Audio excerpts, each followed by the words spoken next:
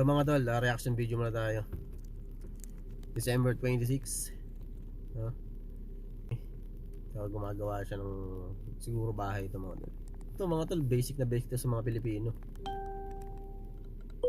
Sobrang basic lang nito kahit na walang gamit ng martilyo. Ito may gamit pang martilyo to eh. Sa atin yung mga kababayan natin na nasa kabundukan mga tol, tali-tali lang yung gamit nila, bagging mga tol. Ang gagaling nun, talagang mga bihasa. Ito para sa akin hindi pa masyadong bihasa to, basic lang to eh. Kahit nung bata ako nagagawa ko na to eh.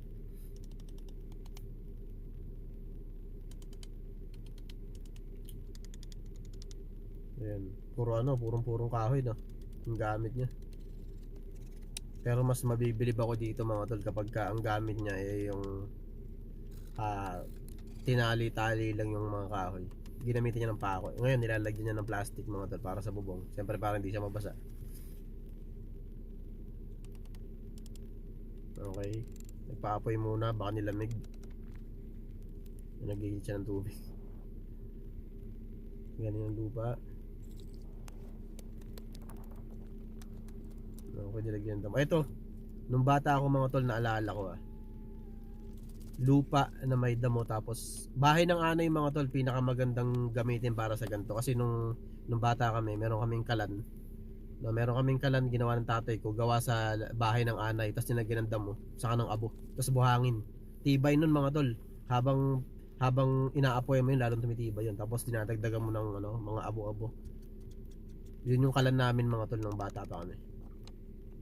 Kasi may tindahan kami noon, may kantin kami.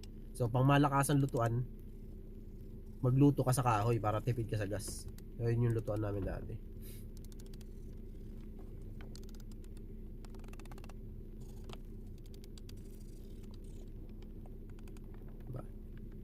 Tawag dun kikil no? Okay, gumagawa na siya ng pinto. Ay, dingding sa harap mga tol. Ayan. Pinto na. Ayan, pinto. Pwede na. Kaya lang, wag ka malamig. Kunyari malamig sa lugar na yan, dyan sa matadali yung lamig mga tol. Okay. Meron siyang insulation tawag dun, alam ko eh. May camera, may CCTV mga tol yung niya, yung kubo niya, high tech. So ito naman, gumagawa ng tulay.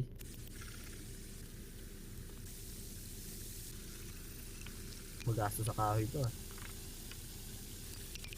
Bili. Yung panggatong. Gumagawa yata ng panggatong. Bilad or what? Side siguro. Okay, say. Ba't di na lang diretso no? Ba't pinutol-putol pa? Aksayado sa pako, saka sa kahoy mga tol. Isipin mo, ang dami niyang pinutol na kahoy no? Pwede naman diretso lang, ba't niya mapinutol-putol, di ba? Sabagay, trip niya yan eh. Isipin mo yung bawat pako na gagamitin niya no? Kung isang diretso lang, 3 pako lang, isang diretso. Sa magkabilaan do, tapos sa gitna lang, pwede na yun. Ito.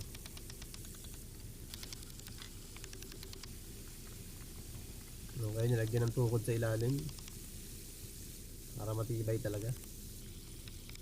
Ano naman gagawin niya? Nag-aksaya na naman ng kahoy mga tol.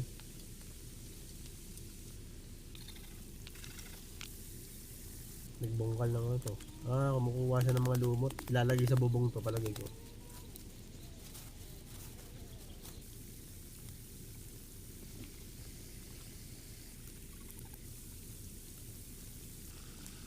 Dami ng kahoy na pinutol Okay.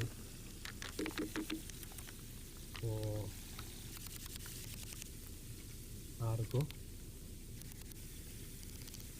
Di niya pala nilagay yung lumot, akala ko sa bubong mga tol. Pang siksik. Para walang pumasok na lamig siguro, or walang butas-butas mga tol, pinangsiksik niya yung mga lumot.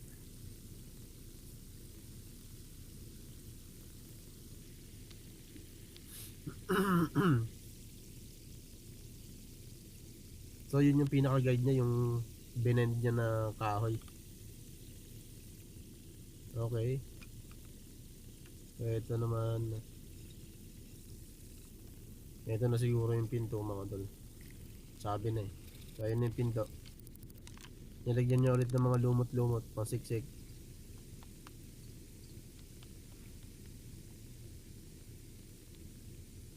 Dami aksayado sa kahoy mga tol.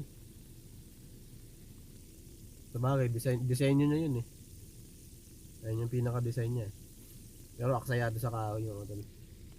Aksayado sa puno. Pero matibay siguro yan. Eh ano to? Higaan niya. Gagawa to ng papag.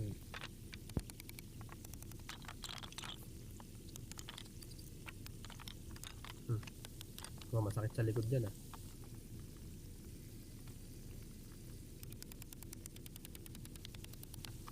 Pwede na rin.